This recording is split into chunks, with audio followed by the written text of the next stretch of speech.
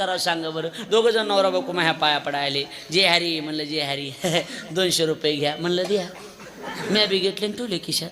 आमच्या मंडळीत म्हणलं बरं गरोदर आहेत म्हणलं छान मुलगा होईल का मुलगी. मला कळत असते हे, मला कळत आहे का सांगा ना. हां आता ती गोसायला कळतं वा ती भगवी लुंगी ती नाथपंथी येते बघा. ओरिजिनल वेगळं डुप्लिकेट वेगळे असते त्याच्या. ती नाथपंथी लुंगी ती मामा मामा त्यांचा थाटण गावागावा ती पितीन तीन हाय आणि मच्छिंद्रनाथ गोरक्षनाथ बाबा जन्मले उकांड्यात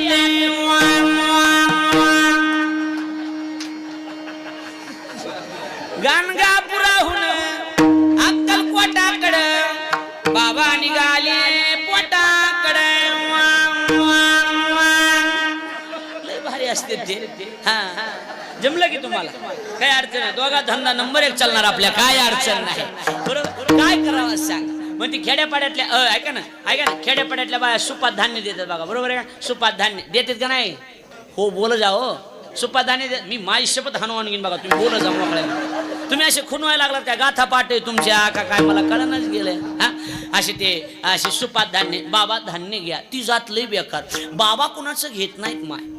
अंगाला राख लावली बैरागी झालो नाथपंथातला भिक्षा मागण्याकरता फिरत नाही बाबा. गाणगापूरला चालला माय.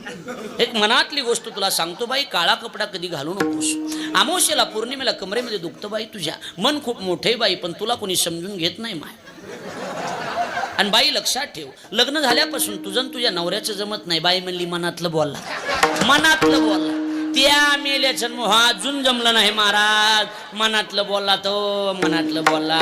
बाबा या चहा घ्या दूध घ्या. बाबा कुणाचं घेत नाहीत माय. तुला द्यायचंच असेल तर 4-5 किलो तांदूळ दे माय. तांदूळ बाबा आता नदीक चाललेले.